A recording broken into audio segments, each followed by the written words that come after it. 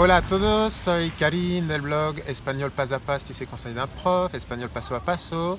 En este blog os doy consejos para aprender el español con eficacia y hoy estoy con Pierre del blog que se llama El Mundo de las Lenguas, que nos va a dar consejos también para aprender las lenguas en general y el español. Vous l'aurez donc compris, c'est Karim Joutet du blog Español Pas a Pas. Buenos días. Buenos Bonjour días. Pierre. Hola a todos. Hola a todos. Merci d'avoir accepté cet entretien. Alors je m'appelle Pierre et je suis le créateur du blog et de la chaîne YouTube Le Monde des Langues.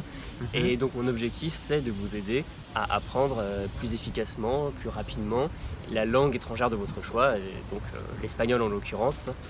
Parce que je pars du principe que toutes les langues s'apprennent plus ou moins de la même manière et qu'il faut arriver à se créer sa propre méthode d'apprentissage, ses propres routines d'apprentissage. Oui. Et après, on arrive à maîtriser tous les aspects, que ce soit la conjugaison, la prononciation, de l'espagnol par exemple. Et aujourd'hui, Pierre nous donne 3 conseils pour apprendre efficacement.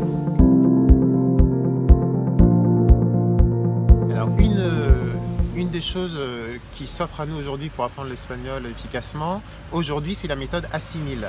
Vous êtes nombreux à poser des questions sur cette méthode Assimil. Est-ce que c'est efficace ou pas? Toi, Pierre, je sais que tu as déjà publié sur la question. Tu connais la méthode Assimil. Est-ce qu'on peut apprendre efficacement une langue aujourd'hui simplement avec la méthode Assimil? Elle se suffit à elle-même? Ou est-ce que ça peut être un instrument complémentaire d'une autre méthode? Alors moi j'ai une approche assez complète, assez holistique on va dire de l'apprentissage des langues, c'est-à-dire que apprendre une langue c'est un tout avec plein d'éléments interdépendants et on peut placer une méthode comme Assimil, bon il y en a d'autres mais Assimil en tout cas c'est la plus répandue en France, il y a une version sur l'espagnol donc vous aurez sans doute l'occasion de mettre la main dessus un jour ou l'autre. Alors on peut apprendre très bien parce qu'il y a des dialogues de qualité, au niveau de l'audio c'est très bien.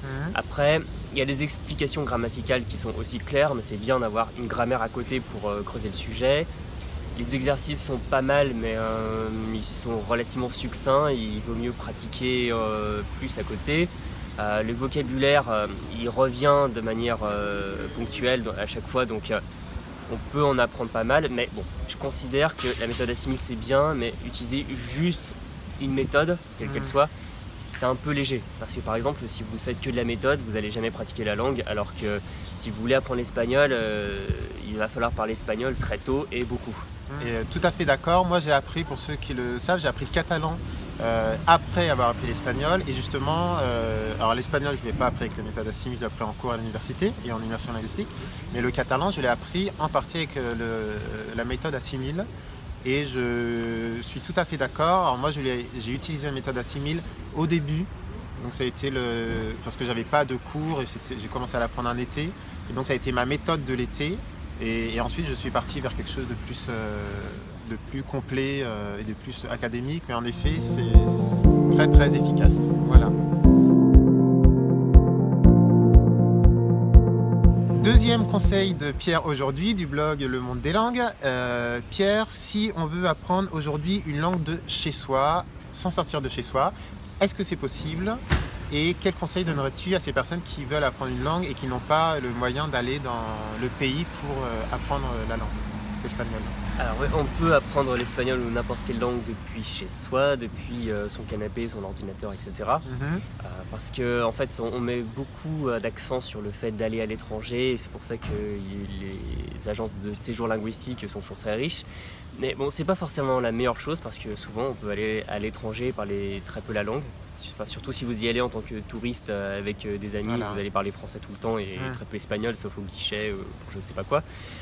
Donc en fait, la majorité de votre apprentissage, vous pouvez le faire chez vous et c'est même mieux parce que vous serez tranquille chez vous, vous aurez votre ordi sur lequel vous connaissez vos logiciels. Donc ceux qui ne sont pas en immersion linguistique ou qui ne peuvent y aller que pendant les vacances ou qu'une fois à l'année, n'ayez pas peur. C'est tout à fait possible d'apprendre depuis son canapé. Ouais, parce que les Espagnols, vous en aurez sur Skype ou autre et vous pourrez déjà créer une immersion chez vous en fait. Tout à fait, ou via Facebook, on en a sur des groupes Facebook en espagnol, sur vos passions ou sur d'autres thèmes. C'est tout à fait possible de recréer artificiellement cette immersion linguistique.